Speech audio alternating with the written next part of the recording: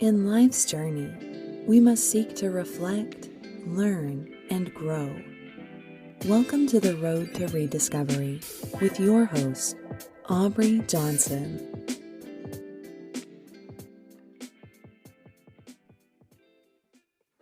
Hello, everyone, and welcome to another exciting episode of the Road to Rediscovery. I'm your host, Aubrey Johnson.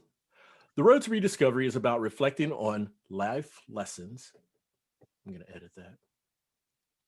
The Road to Rediscovery is about reflecting on life lessons to learn and grow and to take it to the next level and help others who are struggling through dark times. My next guest is a producer and live streamer whose journey has led him to create the DJ Sessions, a live streaming platform offering live sets from DJs around the world, spanning across many genres. He's also a podcaster and has some great insights to share that he's learned from his journey thus far. Let's welcome Darran Bruce to the show. Hey, Darran, how you doing, man? Welcome. Hi, Aubrey. It's great to be here.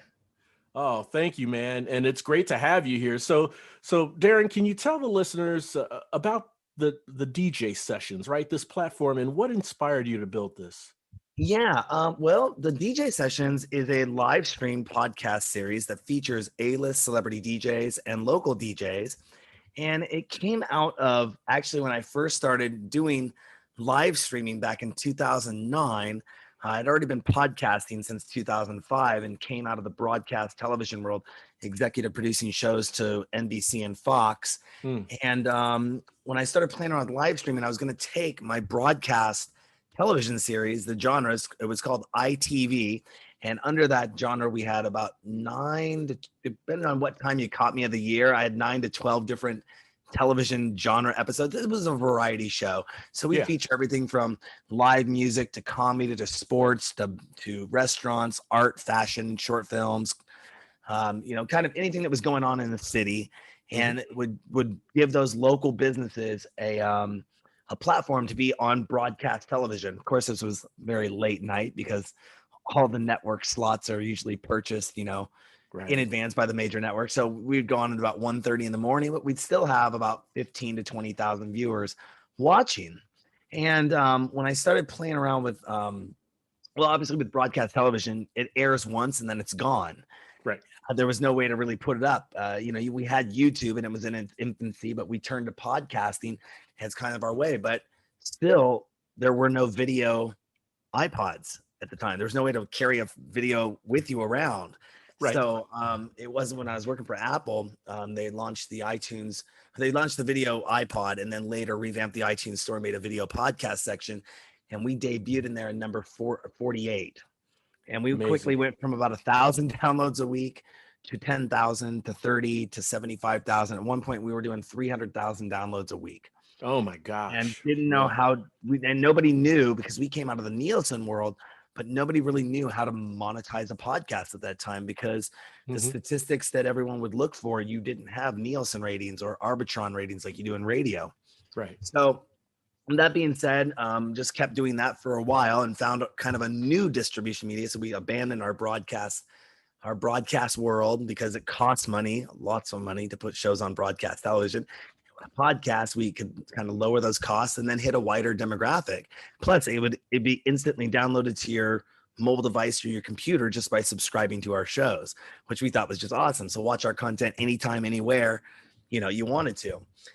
Set the way forward clock to 2009 and I started playing with live streaming and I did this event and the event was supposed to be kind of, I'd say 6 of our brands of the ITV show all in one, like live studio audience, live music, short films, fashion, comedy, audience segments, talking to the audience. And we're going to stream all this live. And I had a DJ there. And I had been nightclubbing at that time for a number of years of my life and had a lot of nightclub friends and DJs and knew a lot of people. Right. And after that experience, it was July 2009, I believe. I came out of it and said, what was the easiest? That it kind of was I don't know if I don't want to swear on your show, but let's just say it was one of those kind of S shows. Yeah.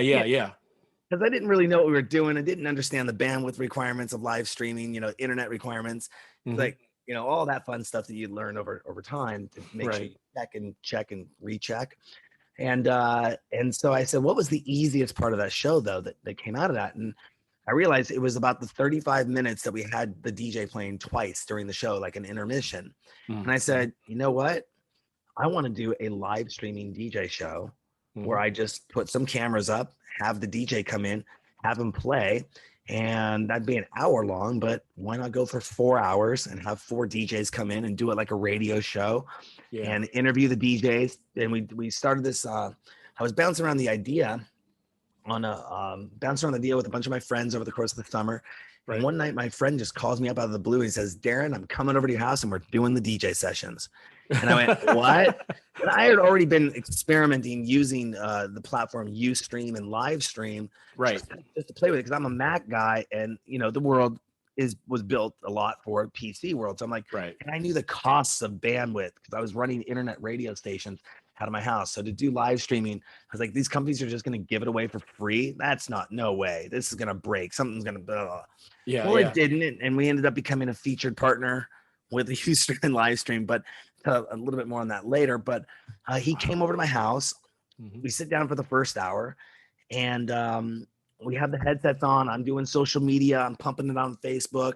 I get up to go to the bathroom, and I take my headsets off because we were both in headsets in my apartment. I take my headsets off, and I realize it's completely quiet in my apartment, like dead silent, quiet in my apartment. And I'm like, I just spent the last hour feeling like I was in a nightclub, rocking it out, socializing with people, chatting it online. And this is odd. I put the headsets back on. I took them off, put them back on. They're actually still up on our website. I believe we can look them up if you wanted to go back and look at them. But the thing is that right there, it was a Tuesday night, and I realized that I was onto something. So the next week, I moved the shows to Wednesday. I put 3 cameras up in my bedroom and brought some DJ gear over and started throwing DJ shows out of my bedroom. Wow. And all my friends would come over and hang out, and we'd be like a little party, like 15, 16 people watching their friends DJ party and stream them live online. Yeah. And it was fun. It was a lot of fun. But what the key, like the main catalyst for it that really took it to the next level was we started that, I believe it was somewhere in September of 2009, late September 2009. Right. And earlier that year, I'd gone to Winter Music Conference. And I don't know if you know much about the electronic music scene or many of the names in the electronic music scene, but while I was there, I met the PR person for Carl Cox and was hooked up with her. Okay. And she also is the PR person for Dave Dresden. 2 huge names in the world. I mean, Carl Cox is like one of the top 3 DJs in the world still to this day. And Dave Dresden, he's done mixes for people like Madonna. I mean, top songs. I mean, one of the top live streams. We'll get into that as well. Because it's an interesting story that I have about live stream. We'll talk about where we're at now. And so Dave Dresden's coming to town, and this is like December 2009. And I reach out to his PR person. I say, hey, Dave Dresden's coming to town. Would it be cool if he came by our show and, we're doing this new thing, and rather than just an interview, would he be able to do a set? And she goes, yeah, let me ask him. So Dave Dresden comes by, and I'm not living in a fancy apartment, by the way. This is more like a studio apartment with a sliding wall. Right. But it was considered a 1-bedroom. Yeah. So Dave Dresden comes over, and he plays my bedroom, and we have about 15, 20 people there. And I'm just looking going, you know what? This is it. I want to get more A-list celebrities on my show. And I want to feature local artists, but I want to couple it with A-list celebrity artists. So that way, like, we can get that influencer appeal to have them share it on their Twitters or their socials, and people then come back and turn into the show. Gotcha. And I just started after that knocking on doors, doing what I do best, picking up the phone, and making calls, or I guess sending emails more or less. But, just doing the shows on and off for years, being the guy in Seattle that does the live streaming DJ show. And then about a year later, we got the mobile studio. You can see this at our website. I'll tell you all about that in a little bit too. Basically, think of it, I call it the Willy Wonka glass box elevator, the back of a truck with a 6,000 watt sound system. Yeah. So a rolling concert, basically, that you can buy tickets to and ride in the back with us, and everyone gets to see you party and dance while we're driving around the city. Yeah, people go crazy for it. It's fun. One of my more outward ideas that I come up with, because I come up with a lot of kind of forward moving stuff. But Man. yeah, it set the way clock forward to about middle 2017. And I had always been up and down with the show, just on and off, on and off. I took it seriously, but I wasn't taking it really seriously. Gotcha. And I said to myself, I was walking through a big festival called Eclipse here on the West Coast here. The Eclipse Festival was here. And I was by myself and I said, you know what? There's some major things that have to happen in my life, and they're going to happen in this order. And number one was I was in school at the time. I'm like, okay, I'm going to finish school, even though I got 232 credits. I still haven't. I'm getting my degree finalized now because I have the credits. I just never got the piece of paper. I said I'm finishing school. Had some health issues that were going on that I needed to address and take care of. And then the third one was I am taking and revamping the DJ sessions into a full on brand and going after sponsorships. And our goal will be in the first year, once the website's done, is to raise $250,000 in sponsorship funds. Wow. And I came out of that, got a new website, which looking back on it now, if you ever go back to the Wayback Machine, you can actually track and type in the djsessions.com and go back to 2013 when we had version 1 of the site. Version 1 kind of quickly became outdated. Version 2, which was launched, basically it was launched, but I didn't officially launch it till about September of 2019. I was working on it from early 18 to September 19. Right. And it never was right with me. It never sat right with me, but it was there. It was, nobody else had really anything like it. All of our, like at the time, I think we had 1,700 or 1,800 episodes. Yeah. It wasn't until we were coming into 2020. I was looking at getting contracts with the city. Like I got into silent disco technology. I was throwing rooftop parties. I was doing all this stuff to help build the brand at the local level, still talking with A-list celebrities. But one of my DJs comes to me in January of this year, and I have an open door policy. It's the only way we can really stay motivated here. I let my team share in the creativity, even though I'm the executive producer of the show and the buck stops with me and the decisions are made with me. And, I really do listen to my team and their input. I value that. And one of them, he's been doing websites for a while.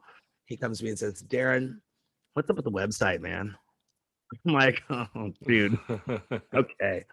What's wrong with it? And he goes, dude, it's a little dated, man. It's a little dated.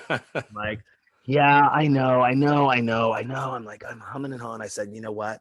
I was just talking to another client of mine. I was going to build them a website, saw what I was going to build for them and said, you know what? I'm going full bore. I'm taking this down. So from January 18th to April 24th this year, 2021, I did nothing but spend 30 to 50 hours a week. We did no outreach. Shows were really not on board. We were doing stuff, but I really wanted to get this new website up, which I am very, very proud of. I think it's what we had before was the Honda Accord or the Yugo. And now I call this the Ferrari that has been launched and out of the garage. And we're already on version 3.0. And now it's version 3.2. Still got some minor little tweaks and upgrades coming out. We have a mobile app we'll be releasing here shortly. It's already approved in the in the Android store. I'm waiting to make the aesthetic changes to drop it into iTunes. And then we're going to build a VR environment. I recently got an Oculus 2, so we'll have a VR environment, a really, really nice nightclub environment in VR that I'm working on.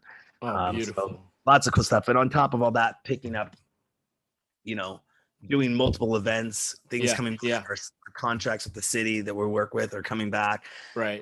Some great new series. I'll tell you all about that too. But it's been a wonderful ride. And, had things not, we were getting geared up in January and February of 2020. Like this is on, we're going for the money. We're going to do all this stuff. Here we go. And obviously everything came to a standstill. And we found out that in our state, in Washington State, we were actually, so when everything shut down, it kind of shut down our operations because we do a lot of stuff outdoors, like events. Right. Sorry. And so what happened is we found out in late March when they shut everything down, or I should say around April, mid-April, mid to late April, when the governor put out the list of essential businesses, we found out that we qualified on 2 caveats as an essential business. So we were still able to operate and do what we did. And I went forth and started writing the playbook on how to do safe events by using a technology. I'm not sure if you're familiar with it or not, but it's called silent disco. Have you ever heard of that before? No, I haven't. So basically, instead of doing an event where there's amplified music, we put all the music through wireless FM transmitted headsets that go about 1,000 feet away from our DJ booths. And each of these headsets, well, the ones we have now, we're getting new ones here shortly, but they have 4 channels. So I can now have 4 DJs play at the same time. Whereas before, before I could produce 4 hours of content, now I can produce 16 hours of content in that same city. Wow, man, that's amazing. And we stream it all live online too. Yeah. On site. I feed that most people, when they were shut down, they had to go to streaming live from their living rooms, from their bedrooms, from home. And here we are trying to push the envelope by being out in public, out in parks, and be in places we could do this at, and keeping that alive. So, that was kind of an interesting challenge because obviously the police were called on us numerous times. Right. The city entities that one hand didn't know what the other hand was doing. Like they didn't know that we had contracts with the city to do these events. Yeah. Since everything was shut down, the city couldn't endorse our events, but they knew that we were writing the playbook to show them how to do safe events. Because you'd come to the event, we'd slide our headset across the table to you 6 feet away. Then you could take that headset and walk and be 1,000 feet away from us and still listen to the music. I got you. You have to collectively be in a group of people. Right. So they didn't wrap their head around it very fast, but we've been doing it and we started those back up again. But yeah, I mean, it's been, like I said, I always like pushing and moving in newer directions, kind of being ahead of the curve, or as one of my best friends will say, Darran, you're always the guy to do the first things. And usually the first over the wall gets the bloodiest. Yeah. That's a great analogy, man. I love that. In fact, it kind of speaks to the importance of hitting that sweet spot, right? I mean, you want to be groundbreaking. You want to be, you want to have these breakthroughs. You want to be innovative and creative, and on the cutting edge of being the first one to come out with whatever innovation that you make for your company. But at the same time, if you're unique and no one else is doing it, is it something that the people want or are looking for, or they don't know what they want it until they see it from you, right? So you got to kind of strike a balance between being innovative and creative, but also to where it gets a response. Have you had any challenges with that? One of the biggest things was when we were doing our show. It says I love telling this story. A year and a half ago, when I would walk up to somebody and tell them, they'd ask, "What do I do?" And I'd say, "Oh, we're a featured Twitch partnered live streaming DJ show podcast." The first thing depends on who the person was. They'd either say, "Who would want to watch a DJ online live streaming? I'd want to go see it in person. I'd want to go to a nightclub." Okay, fair enough. I get it. But number 2, they'd follow up and go, "What's Twitch?" And I'd be like, okay, let's start from the top here. You know what YouTube is, right? I go, yeah. I go, you know how Google owns YouTube? I go, yeah. I go, well, Amazon basically runs Twitch. They're like, oh, okay. Then they go, well, isn't it that place that people play video games? I go, it's a major streaming platform that does 87% of more of the world's live streaming right now. It's huge. And people just didn't know about it. They just didn't. They knew, but they might think, oh, it's for video games, or they didn't understand. Well, I'll tell you, when the S hit the fan, in March, I'd say if there were 2 million DJs in the world, I'd say at the time when we were doing this, maybe I'd say 30 to 40,000 were maybe streaming live or did something live online. When everything shut down and everyone was stuck at home, 100% of those DJs, whether you were a top A-list celebrity DJ down to I'm going to Guitar Center and buying myself some DJ gear right now, became an online live streaming DJ. Oh, sure. So where I sat back, and I was in talks with Twitch at the time, when Okay. this happened, about getting back to the front page of Twitch and getting our licensing all in order. Yeah. And making sure we had all our I's dotted, T's crossed, because we're going for all this and we don't want any lawsuits and takedowns and lose our channels because of DMCA, copyright violations. Mhm. And I saw everyone jump online. And these are people that I'd worked with for years. Really? And you would have thought, of course, I have no problems with anyone going out and trying to do what I do or do what somebody else does. I love competition. I love seeing people be innovative. I love people seeing them taking the initiative and doing something on their own. And, a lot of people didn't come knocking on my door. They wanted to go do their own show, their own thing. Yeah. And I'm like, okay. And for the first 3 months of all this, I think I took over 100, and I think it was 117 when I look back. I had a moment and counted the phone calls, the emails of everyone hitting me up going, Darran, you're the guy that's been doing this for 10 years. How do we do this? What do we do? I'm like, nice. kind of giving you the secrets away, but I'm not giving you the secrets away, but I'm here to help you. Yeah. Uh-huh. But these aren't the problems that you're going to really have. These are going to be the problems you're going to have. And I started becoming very vocal about this online with people because I just realized a lot of people were wanting this information from me. And some people online were thinking that I was being a negative person or a hater because I was trying to tell them, I'm like, look, if you're going to get in this, don't complain because you don't have your licensing. Go get your licensing.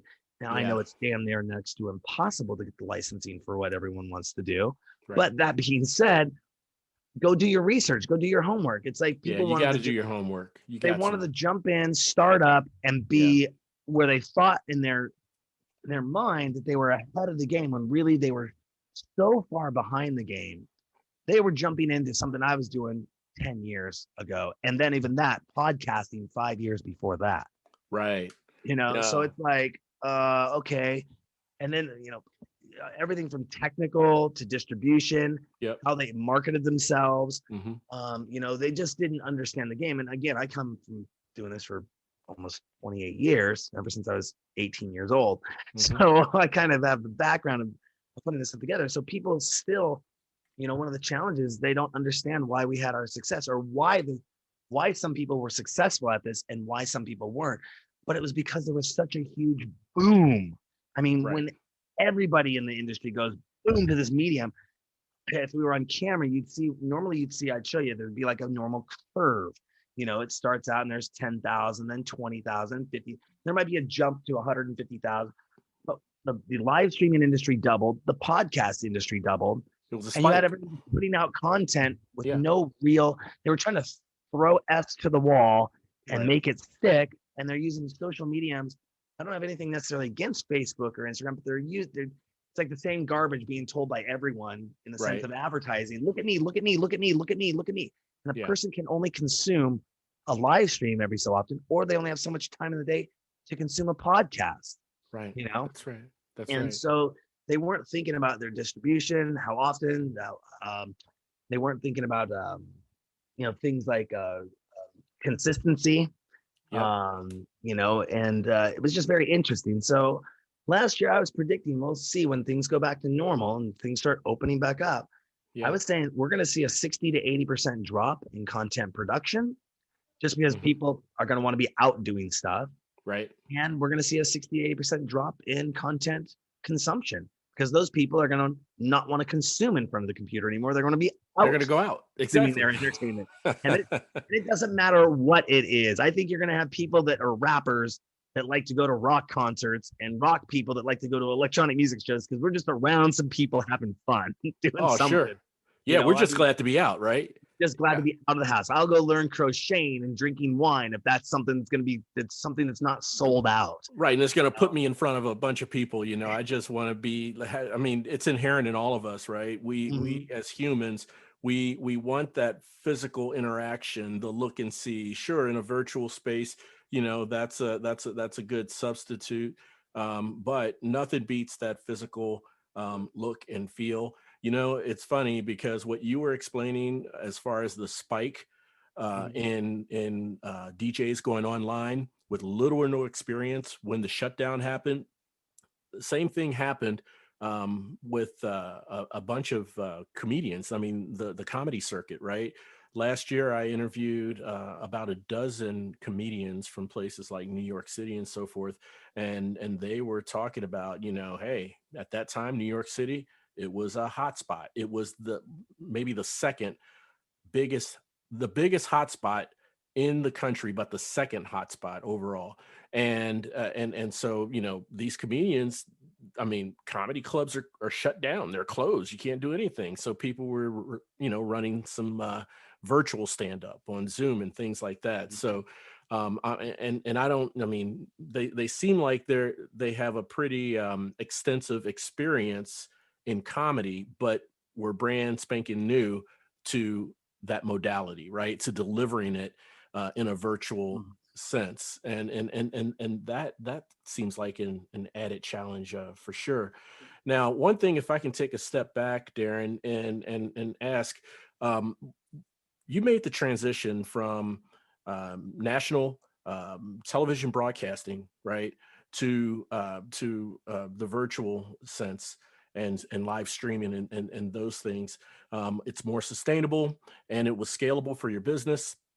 So, how much of a challenge, or was it no challenge at all, when it came to just your target audience, right? Was there a transition that you had to make in communicating to your target audience about the medium that you're switching to, or did you have to kind of rebuild that target audience going virtual?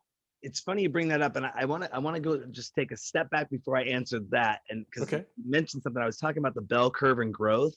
Yeah. I forgot to mention that what happened is when everyone jumped online, this massive surge happened. Instead of the general curve that went up and you build your audience and people start finding people over time, and more people start doing this, it kind of just went 90 degrees straight up and plateaued. And no matter where you were at, if you were at 0, you probably weren't going to get very far. If you were at 10,000 people watching you, you're probably going to stay at 10,000. Okay. So Yeah.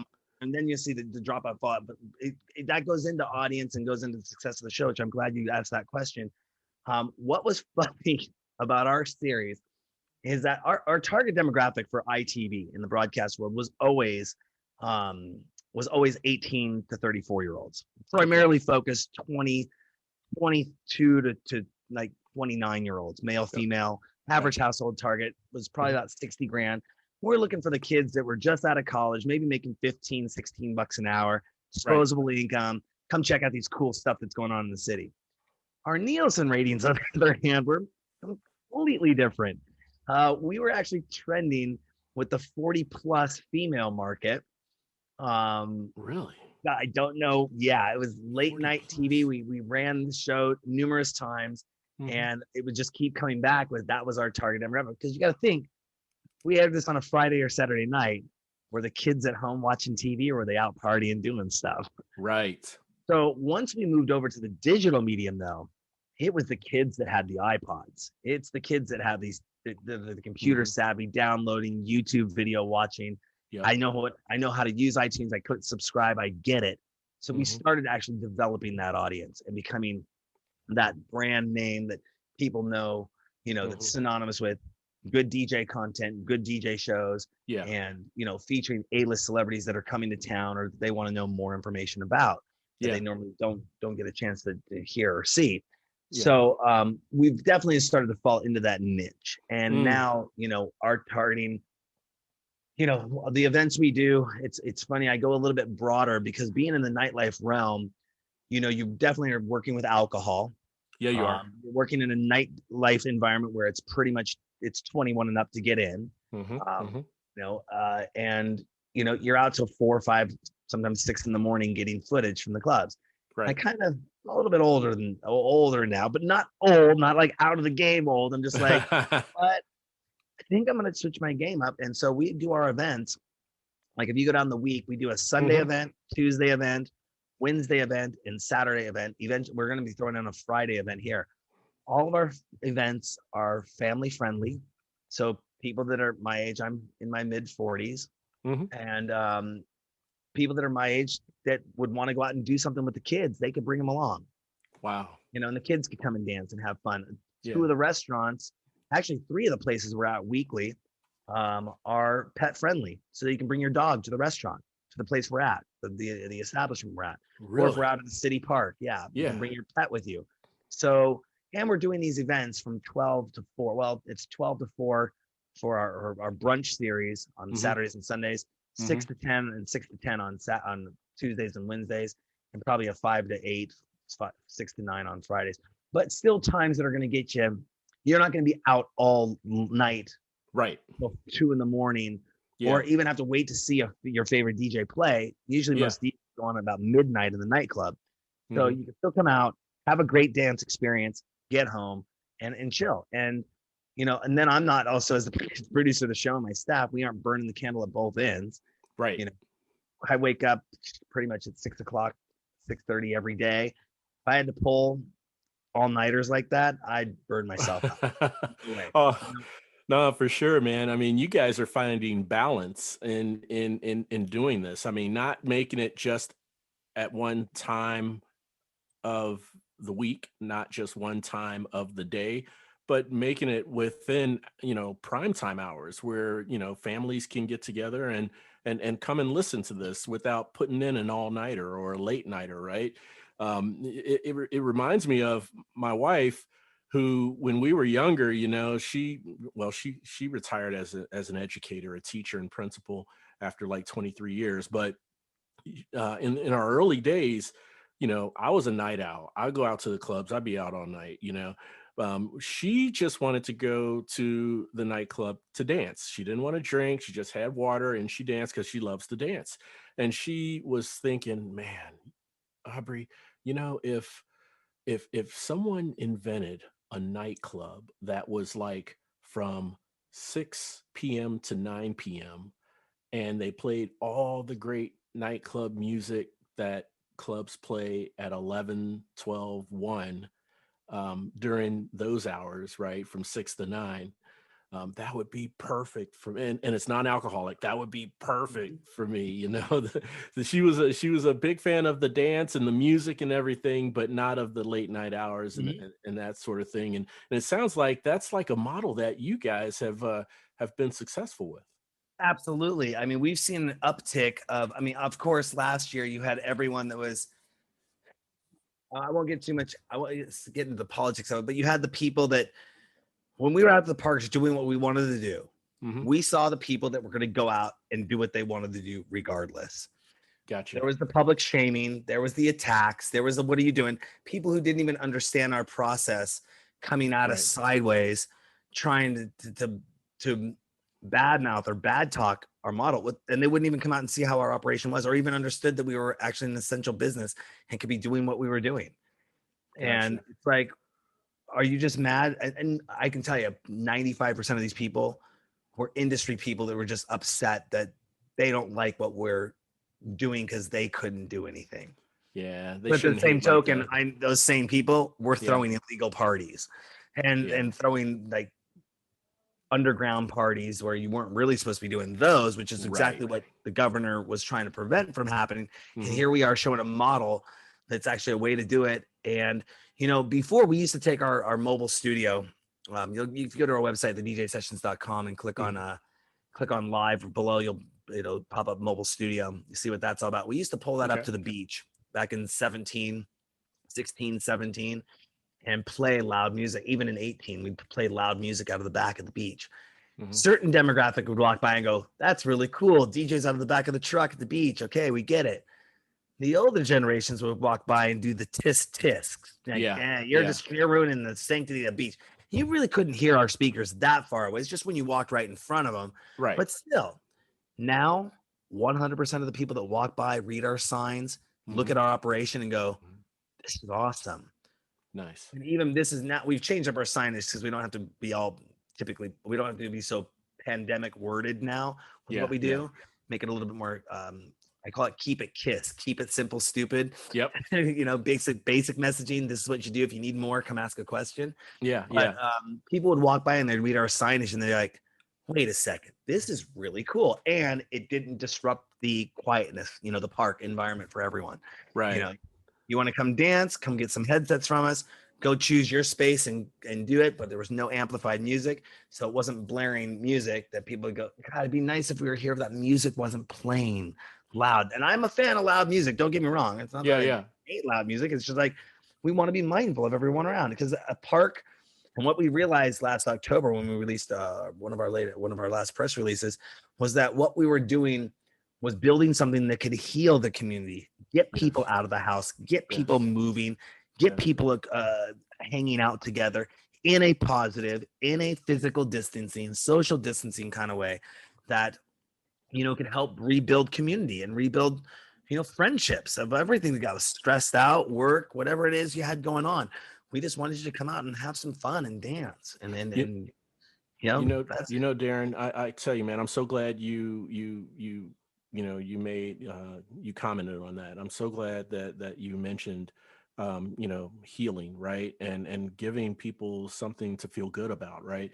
That's hugely important. And during that time of year in 2020, and I got to ask you this because you kind of segued into this question that I had for you, is a lot of stuff went on last year. We know that, right? We had the pandemic, we had a presidential election year, and a lot of social injustice, riots, just despair, protests, and it happened in different parts of the country, you know. And I thought I heard of some things that were kind of unsettling in the Oregon, Washington State area.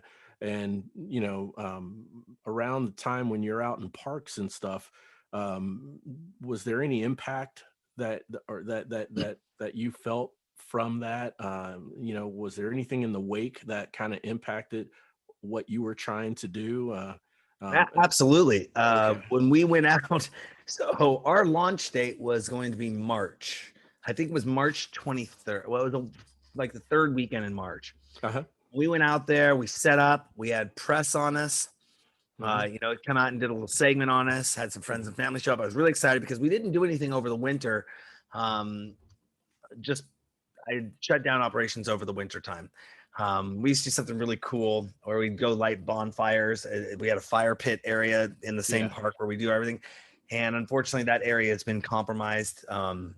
And you can't use it any longer. So I just waited till it got to about spring, and we get out and we're getting ready to ramp up. Remember, this is the $250,000. And by the way, that's only about a third of what it takes to run this for the Seattle market, for just the Seattle market. Yeah. So, Yeah. And no mean that's not mean.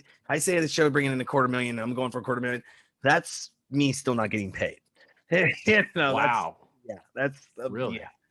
So, I mean, I might be taking, I might be able to buy my staff and I lunches and stuff and take care of us and pay my staff, pay the people I work with. Right. But no means is that like, I'm walking away with $200,000 a year in my pocket. No. Wow. Maybe I think at that point it'd be like 35, 40,000, maybe. Okay. I got Anyway, you. what I'm trying to get at is, we were all getting ready to get geared up, pumped up. Here we go. Yeah. And boom, shutdowns happen. So we're like, okay, what does that mean for us? And I was on the forefront working with a lot of the wedding professionals and nightclub people. Yeah. Like, what does that mean? What does this mean? And our whole thing here was 2 weeks to flatten the curve, which then became 2 months. Yep. And same here with my job. I was working from home then. So then when we found out we were an essential business, we went back out in May and said, okay, this is our release date in May. Got out there, and a week later, the protests started happening. Yes. And I was like, oh man, okay, I really want to be doing what I'm doing, but I also want to recognize and respect what's going on in the world, or at least in our nation right now. Right. And I wanted to start reaching out to some of the people in the community, see where I could maybe turn my media skills into helping send the message out and get the message out. Oh, yeah. And I went knocking on a few doors from June, late May, June, but then it became July, and I said, you know what? I see this whole thing disintegrating. I see it kind of, what we had here, as I'm sure you heard in the national news, we had what was called CHOP in Seattle. Even at one point, the president before Biden, whose name I shall not mention, right, had mentioned it in a tweet, calling out our mayor to get her act together and do something to take. And it was funny because the way the media made it out, you could go up there. It was almost like an event. You would think it was like an unsanctioned block party. Gotcha. But the media made it look like this is what's going on. It's going crazy, blah, blah, blah. And there was some, but I mean, my friend lived right across the street from the police precinct. He'd go up there in the daytime, nothing was going on. The protesters would show up at night and they'd have the police line up, and then they go. Then one day, I was sitting up there on the hill and watching the National Guard coming in to come and do their thing. Yeah. And I realized the National Guard's coming in, but there's also trucks with plywood and construction workers come in. I'm like, they're gonna board up the precinct and they're gonna walk away. And I knew once they did that, they'd give the protesters no reason to be there. They'd be there, but who were they going against? There's no police line anymore. There's no more bike cops anymore. I mean, there would still be like a presence when they wanted to do their walking through the streets and stuff. But as far as giving them a base of opportunity, and then you just knew that there was no centralized organization with any of it. And I saw what I would call some disgusting stuff going on. Bandwagoners, people jumping on, people trying to make it their own movement and that kind of stuff. And what really got it for me, and I felt a little vindicated, was when the BLM movement here in Seattle actually issued a statement and said, I'm paraphrasing here, please, listeners, don't quote me on this, but how it went down was, hey, while we recognize everyone's right to peacefully assemble and they have their own grievances and everything they want to do, we are pulling our operations of BLM from the CHOP area. And if you plan anything, please, and you're with BLM, please plan it somewhere else. We are disassociating ourselves with that area. And that's what was sad, is seeing that whole thing of CHOP, in a sense, overtake the original BLM, movement in that sense. It really, actually, I'll tell you straight up, it really pissed me off. Really? And once I saw BLM pull away, and then you saw a bunch of people that were going up there, and I started getting very vocal online about this too. Like, hey, a protest is not a place to go party. And there were people that would, let me go hang out up there, and let me go get some beers, and let me go drink, and let me do, and it's like, this is okay. It just really got to me. But then I flipped my gears back on and said, you know what? It's now July. I got a company to run. I got footage to do. Got things to run, and we're starting back up in July. Let's get operations started back up. And we went back to doing what we're doing. Nice. But it was tough. It was mentally tough, on many reasons, because you go to try to put your best foot forward, find community leaders. Unfortunately, in our day and age where everyone has a camera phone in their pocket, and I'm a media guy myself, we're all looking for our 5 minutes of fame. We're all looking for that footage. It's going to be, the first 2 days, I live on a corner in downtown Seattle. It's 3rd and Pine, but I have nicknamed it 3rd and Crime. Really? And a lot of people know this. I've almost been here for about 8 years. And a lot of people know this. When something bad happens, I'm usually filming it and covering it before the local media news team can get even in place for it. Wow. So when the first protests started happening, they were coming right down on a block and a half away from where I live. We're talking the 10,000 people ones where the cars are catching on fire and everything's going crazy. I'm reporting out of my window on Facebook. I think I was 2,500, maybe one point I had 4,500 people watching, hundreds of thousands of views. Cause I had like this aerial view and I'm reporting on what's happening. Yeah. We got a little bit of a reporting voice. I'm not Dan Rather. Okay. I'm not right. But, I can report. I can do something.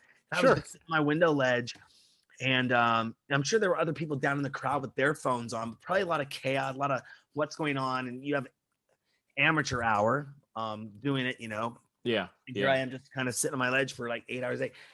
The second day it happened, I literally had like a breakdown, like a good breakdown, but still just a breakdown of like, okay, something's gonna happen. This is awesome change. It wasn't a scared, it wasn't a fear breakdown. Okay. And that's why I said I wanted to shift my gears to going forward with that mission of helping out. I'm a media professional. I could dedicate some resources that I have. I had some platforms that definitely stood out about from others' platforms that were just getting started. Right. And, but then all in all, I just came back and said, you know what, I got to get back to doing what I do best. Yeah.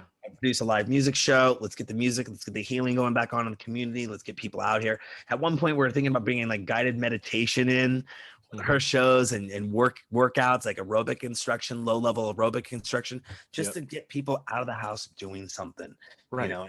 Right. So I think that, you know, lots of ups and downs last year. There's always been ups and downs with a lot of stuff we do, but I believe we're on the right path. We're on the right road, and we're on the right show to say we're on the right road. That's exactly right, my friend. And I got to tell you, man, just the excitement in your voice from just pinpointing the work that you need to do, the roadmap. You took the political stance. You've done the reporting of the crime that you see, and you were vocal on where you stood when BLM had to pull out, right? And so you did that. And you pivoted to do that and then pivoted back to get this business back up and going again, right? And you kept your focus on that, but you still spent time to be authentic and genuine in expressing how you feel and where you were during those social political type of issues, man. So that I have to commend you, and I also have to commend you just the craft of DJing, right? I'm a fan of DJing. I'm not a good DJ by any means, but I appreciate the art of DJing, and I am a lover of all genres. So, I've gone to clubs to hear hip hop DJing, and they're just going through sets. Okay, it's not one song is played completely from start to finish. Okay, they're just going through sets, and I love it all. And I love electronica. There's several groups that I listen to in electronica. DJ Harry, DJ Shadow, Bent, uh, uh, Bittersweet, and Thievery Corporation, all those guys. But the art of DJing is to bring, I think it's a service to people, right? It's a service. I mean, not just something you enjoy doing or DJs enjoy doing by, spinning records and mixing and so forth, but it's the energy from your art and your craft that transfers to the hearts and the bodies of the people listening, right? They're either bobbing their heads or they just break out into dance, just whatever body expression that they do of appreciating the art. That is a service, I think. And so I just want to commend you, man, for not just the classic conventional DJ role and effort, but the innovative breakthroughs that you're doing to reach a broader audience. So I really appreciate the work that you're doing there, Darran. Thank you. I forgot to add in, and I have brought it up a couple times when we've been talking about our mobile sessions and the glass box truck. Yeah. And one of the greatest things, it was the first week, voting week, November of 2020. And I was taking my truck in to go do one of my events to drive it because I was using it as a vehicle, and I'm driving it in. I'm in the city. My event didn't start till 2:00. And I decided I was coming into the city, and I hit the city, and one of my favorite songs comes on, Celebration by Kool and the Gang. Yeah. And literally tears of joy started coming from my eyes. Like, wow. Biden had won. We knew Biden had won. Yeah. And I just go, you know what? I'm feeling so great right now. For the next hour or two, I'm just going to go drive around the city. I want to play Celebration. And nice. People know the truck. I mean, we've driven the truck around the city for a number of years. Yeah. Driving the truck around, and I get up to where where CHOP was, where the whole Black Lives Matter mural is, where everything was going down on Capitol Hill. And as I turn the corner by the police precinct and I come down into right where all the main action was happening, there was a group of about 200 people standing out there. And I thought to myself, oh, crap, I'm driving into a protest. Okay, it's cool. No, I mean, that was my first instinct. My first gut instinct was I'm driving the protest. As I got closer, there were people dancing, partying, and Celebrating. smiling in the street. And you hadn't Beautiful. seen a collective experience like that Yeah. fun over a year almost. Wow. Like it's something outdoors and people having fun. Yeah. And I immediately got on the phone with my DJs and I said, somebody has to come play the truck right now. You won't Right. on downtown. At one point, I think we had like 20 cars following us all through downtown Seattle, driving around this system playing. And at one point, it was one of the last times we rode around. One of my DJs was playing in the back of the truck, and I rolled up to the whole thing, and it had gathered. It gotten bigger and bigger and bigger. There was probably about 700 to 1,000 people there at this point. Yeah. Yeah. And this kid comes running over to my truck, and he just goes, hey, can you pull your truck over and actually make it a stage and we could actually dance to the music? Nice. And I'm like, no, because I don't really have a permit for it. I don't know how this is going to go down. Right. And he goes, no, come on, man. Come on. Please. Kid asked me like 7 times. And then I went, okay. And he goes, nice. He's pulling the truck over. The whole crowd just goes, I know, I like pull the truck over and I have it going there. I end up jumping out of my truck and get up on the roof of my truck and I take a video of everyone in the crowd. Good. They're just going crazy. Good. I mean, we were there for I'd say a good 40 minutes. And my friend Jeffrey, he's such a great guy. He goes by the name of Dabble. Mm-hmm. He goes, Darran, I've never done anything like that in my entire life.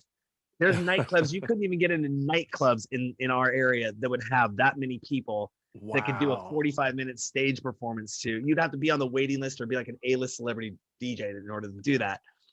And he was just like, that was one of the most impressive things, one of the most coolest things I ever done. And it was so good to see that and be there and be a part of that experience. Again, going back to the healing and the need of people to want to collectively dance and hang out and have fun. And, and it still has been, that was November.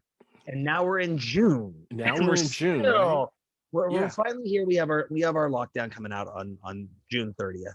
Okay. Yeah. So we're able to go fully 100% back open, but still it's a refreshing change. What you experienced, so that's just really kind of cool to have been a part of that. And again, after seeing Chop and what went down, you get that PTSD of, here's something going on. Well, yeah, you're expecting that other shoe to drop, right? Exactly. So Man, that is awesome. I mean, it was a refreshing change and you were a part of it. I was going to ask you, did you get footage? And it sounds like you got some great footage, man. And that's something memorable, I mean, people will be telling their kids these stories, I totally believe that. Now, regarding the DJ sessions, right, as a company and as an entity of what your company delivers, with a team, there's a specific brand for that you have crafted and shaped and molded over the years. But we understand branding from a company sense, but I'd like to ask you about, when it comes to an individual DJ, right? Is there a quote brand for a DJ? What makes a DJ's brand? Is it the way they mix? Is it the genre? Is it, I don't know, a trademark baseball cap that they wear? What makes a DJ's brand? Wow. Okay. So it's funny because I literally did 2 interviews this morning, one with a guy from the UK, one from a crew from Italy. First guy was Kissy Sellout. He's been around for a while. He does a lot of remixes and pretty well known. And the second group was DJs from Mars. And this group, I mean, between the both of them, Kissy does his thing. DJs from Mars, they kind of dress up and have the, they got like think like Dead Mouse, where they got they got boxes. I'm looking at a picture of them right now, and they're kind of dressed up and look like kind of 2 Mormon kids, but with these boxes on their heads, and they do these awesome remixes. Let me ask you real quick. I'm sorry. Let me ask you real quick. When you say Mars, you're talking about Mars as in MAARS? No, not that. Not pump them. Up the volume. Okay. Pump up the volume. Not that Mars. Okay. All right. I'm sorry. Go ahead. DJs from Mars. Okay. And they are blowing it up. They are talking with the likes of David Guetta, They've had over a quarter, I think 250 million downloads of their videos. Wow. Just blowing it up with what they do.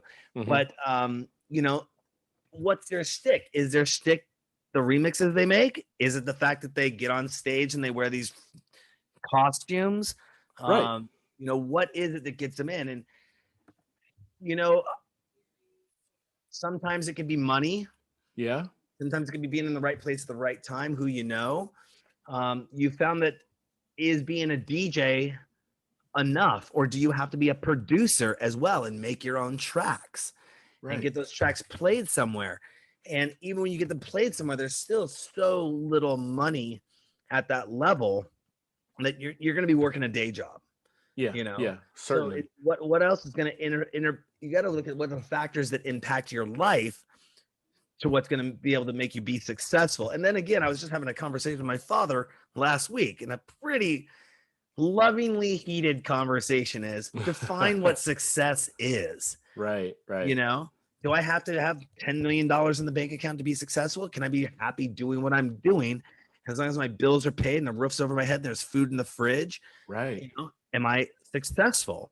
Yeah. You know, because a lot of people in life, they work at jobs that they don't like doing, would rather be doing something else, but they don't know how to make that change, let alone have the financial resources to say, let me stop what I'm doing because I set my life up to be X amount of dollars per year. Now I'm going to go try this business venture. And if I do that, I'm going to pursue that for 3 or 4 years. I may not be able to get a job back, you know, if I pursue that, then I'd be broke. Right. You know, if I fail. And they say, unfortunately, 98% of all businesses in America fail within the first 2 years. Yeah. One, because of lack of proper planning. Two, because lack of capital. And just because you have money does not mean your business is going to be successful in any way, shape, or form. I know many entrepreneurs out there that have tons of money, have thrown tons of money at tons of problems. Yeah. They still failed their butts off.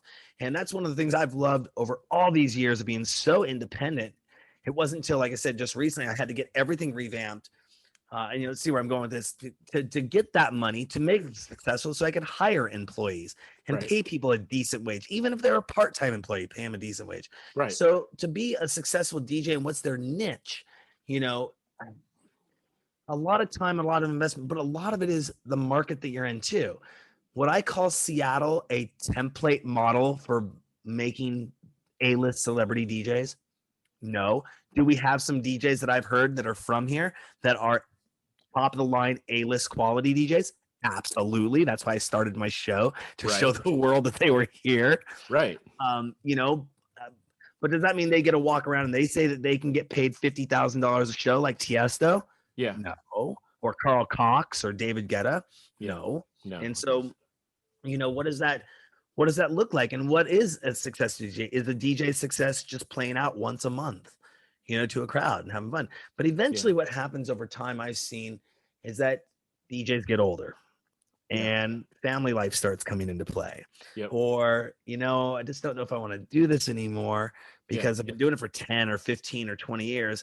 And it's like, I'll come out and play once in a while, or I go semi-retired kind of. And we always ask on the show, what's the retirement age for a DJ? We haven't seen. Carl Cox isn't retired yet. He's still out there rocking it, doing shows, planning major events, events. And so is there really a retirement age? Do you ever stop from something like that? And again, what's the shtick? Like one of our greatest DJs, Avian Invasion. He has a whole bird costume setup.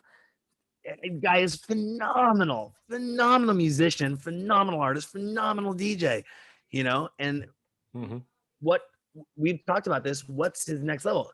Is it management?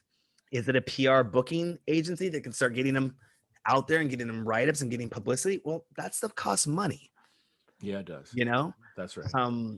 So you know, you want to get that in, and you got to have money coming in to pay the bills. So I mean, there's some trade-offs, you know, you have to deal with. I mean, you do have to be good too. I mean, you can't go out there and screw up. Well, no, that's all over the place. But you know, I just see a lot of phenomenal talent, and that was one of the major. I'd say if there was one of the top 3 key inspirations for the DJ sessions, was the fact that I saw all these DJs playing in nightclubs, Nobody was recording them. Nobody was distributing them. The talk of the town was always, did you catch so-and-so's set last week? So-and-so's set was so awesome. Okay, well, I can't hear it if I wasn't there. You know, so I keep hearing all these badass DJs, and I'd say, well, why don't we just do a show and have you come play? And yeah, our radio station here, you can get on some of the times, but you know, now everyone has jumped online. I still don't think they figured out the podcast element to it yet. They still have not keyed in on the distribution of it and then branding themselves within that distribution, because everyone started with the webcams, and that was great. And then they found out they didn't have high enough end computers to do it. Right. And now the green screen boom is in effect, because they found it was easier to set up one camera and do a green screen and put visuals behind themselves. But, you know, I was doing that, 10, 11 years ago. That's new to them, what I was doing 10, 11, 12 years ago. So that's where's the gimmick? Where's the stick in that? Right. You know, some people are doing some crazy stuff online that it is getting their viewers, but they were also a good DJ that was on tour. That's another thing, is getting your name out there and being able to go on tour, going to other cities and expanding your market. Yeah. That's a way to get your name out. And people go, whoa, you're from Seattle, or, oh, you're from LA, or you're from Phoenix, Texas. You're from Texas, or wherever, Phoenix, Arizona, you know. And I was talking about this with somebody the other night. I told people they could buy their own tour, you know, take $10,000, call up 10 nightclubs and say, hey, I'll pay $1,000 to come play each of your nightclubs. And then now you're going on tour, and you're out there, and you're going to be networking with the promoters. You're going to be networking and shaking hands and talking with people. It's been done. Pay to play. Yeah. Definitely been done.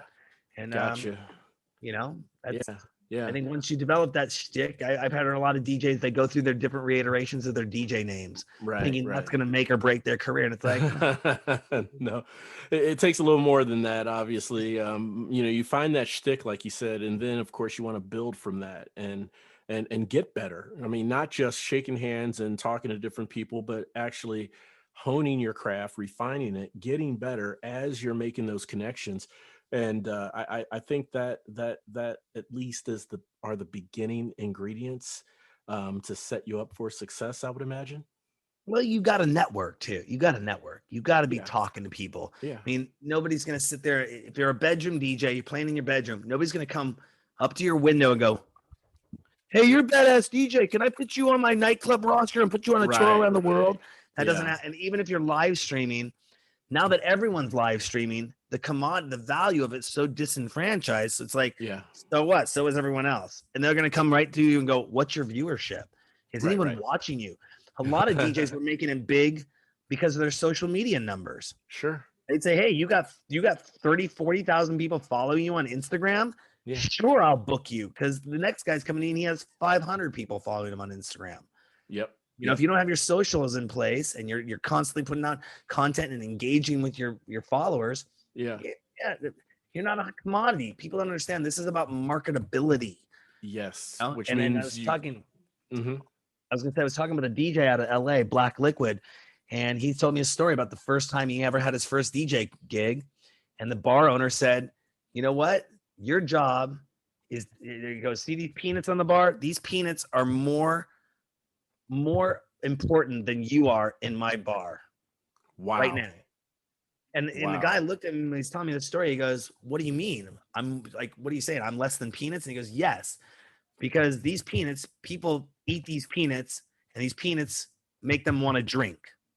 Right now, your job is to be a DJ and bring people in here to drink. If you can't get people in here drinking, I'm going to find somebody else that can. Wow. And that was his first business lesson he learned. He's like, dang, he's kind of right. Yeah, that's a tough lesson, but it's a business, you know? It's a business. And a lot of people don't understand that, you know, the bar is the bar, the infrastructure, the waitresses, the bar backs, the bartenders, management, ordering, insurance, maintenance, cleanup, all that stuff. You know, they think because they get to play in a bar or nightclub that they kind of made it, or they got that going on. It's like, well, you're not owning the bar. You're not covering all those costs.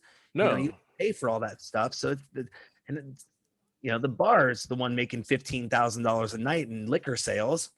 And, you know, you're walking away with $50 or $100 a night, and you played in front of 150 people. Yep. And it's 150 people gonna get you to a stardom status or make a paycheck for you. And when you can only do that once a month, maybe twice a month, 3 times, even if you Yeah. do it 4 times a month, and you're making $300 a gig, that's not enough to cover rent in this city. I don't know where they're living, but No, I'm with you, man. No, it definitely is not. So, there's some rethinking they definitely have to do there. So as we wind down here, Darran, how can the listeners connect with you?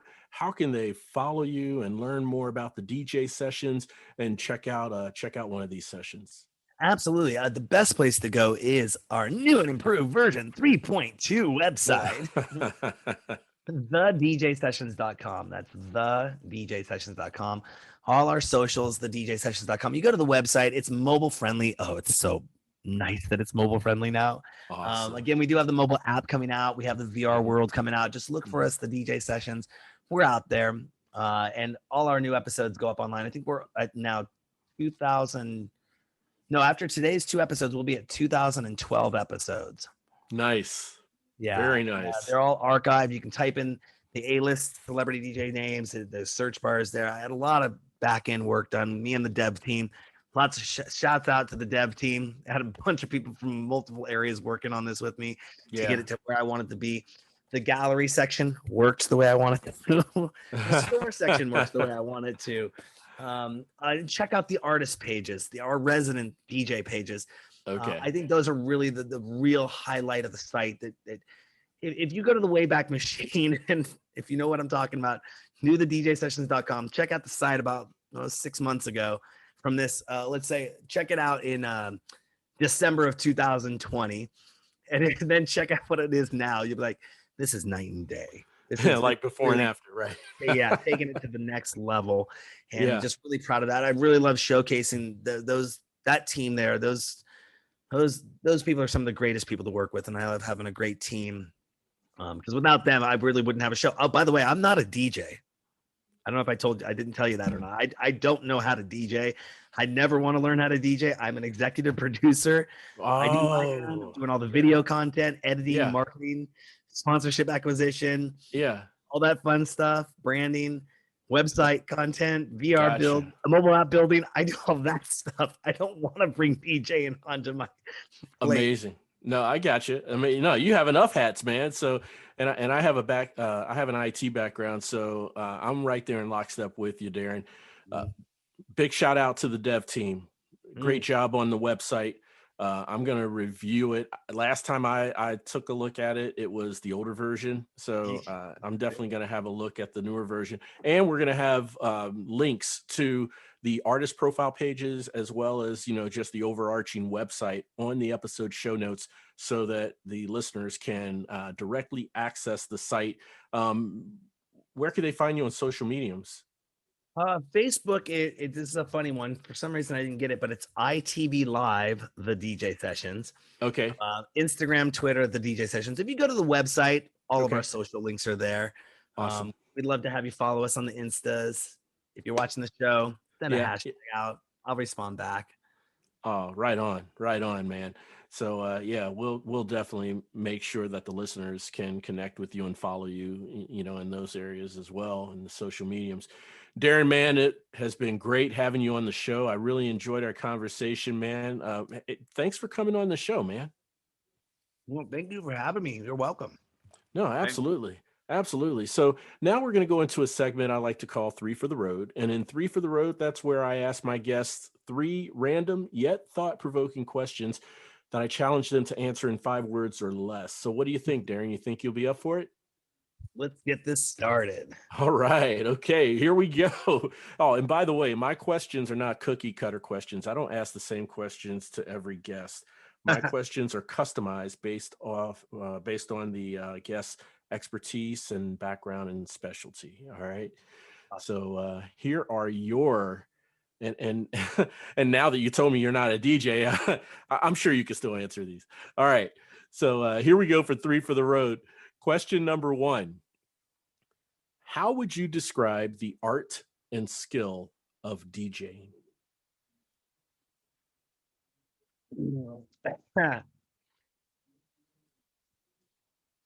Picking cats to throw. Taking cats to throw. Picking cats to throw. Basically, think of it like you're picking songs to throw at people to see what their audience reaction. I'm just trying to be a little humorous with it. Yeah, no, I like that. Okay, all right, yeah, no, that is a vivid description. All right, question number 2. How will the art of DJing look in the future, meaning 20 years from now?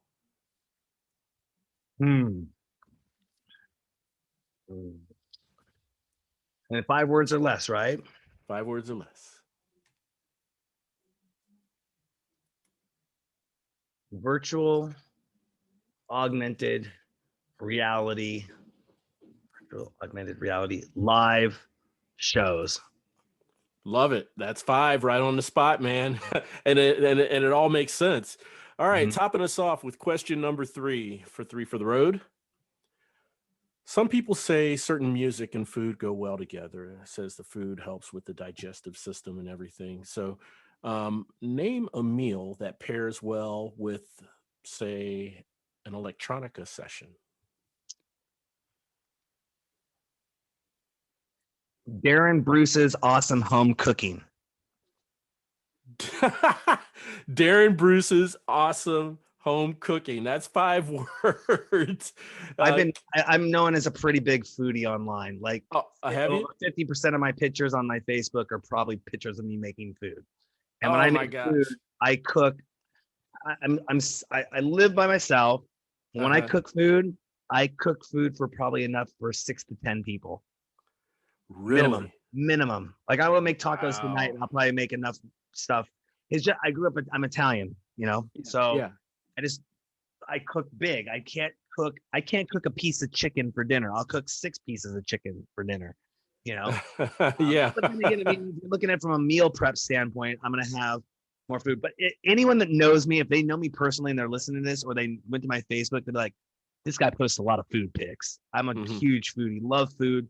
Oh man, a lot. that's So awesome. My home cooking. I was just talking with somebody about the spaghetti I made last week. And I go, yeah. And then looked, I go, this was a 3 meat sauce. I had Italian sausage, I had hot sausage, and I had Wagyu beef in it.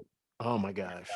Yeah. And then I think she was thinking that I said, and I make my sauce from scratch. And she goes, you make your sauce from scratch? I go, yeah, I'm not no ragu household over here. Nothing against ragu, especially if you want to come sponsor us. Please, I'm not trying to say you're no, not trying to dish you. No, not trying to dish you, but no, I got the cans of tomato sauce go in, the tomato paste goes in, the diced tomatoes go in. All the ingredients get chopped up: onions, olives, mushrooms, bell peppers. Oh man, you're making me hungry. Jeez, Pete. Yeah. And then I usually simmer my sauce for a good 2-3 hours. But, I got a sous vide. Are you familiar with one of those? No. So it's a power precision cooker. Basically, what you do with it is it heats up while you put it in a bucket of water. Think of it like a bucket of water, but like a pot of water.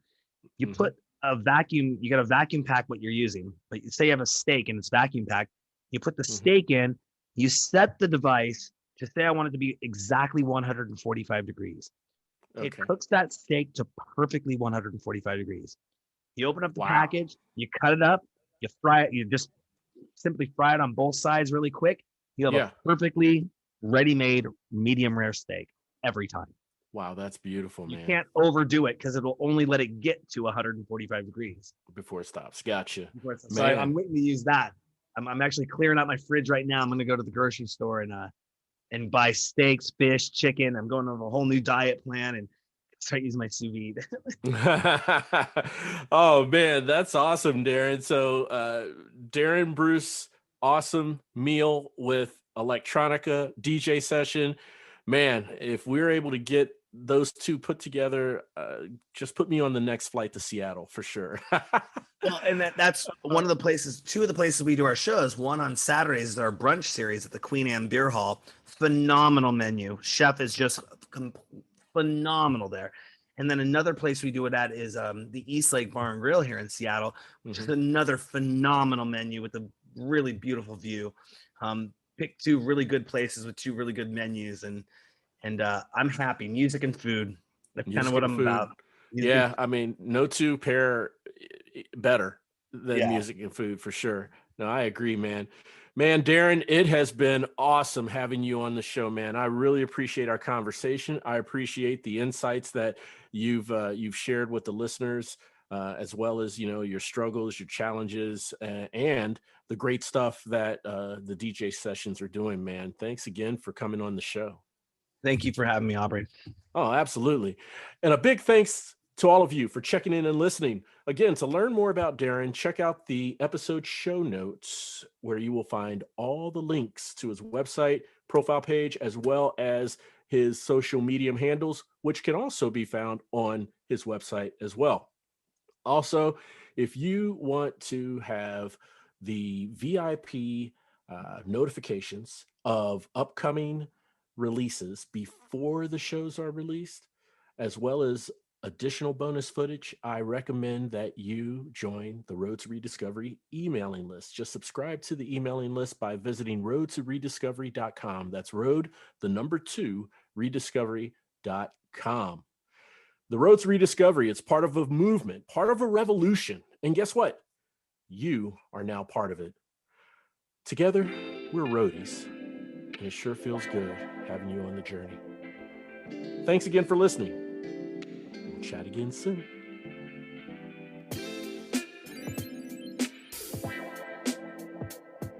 The Road to Rediscovery is an AJ Shark production.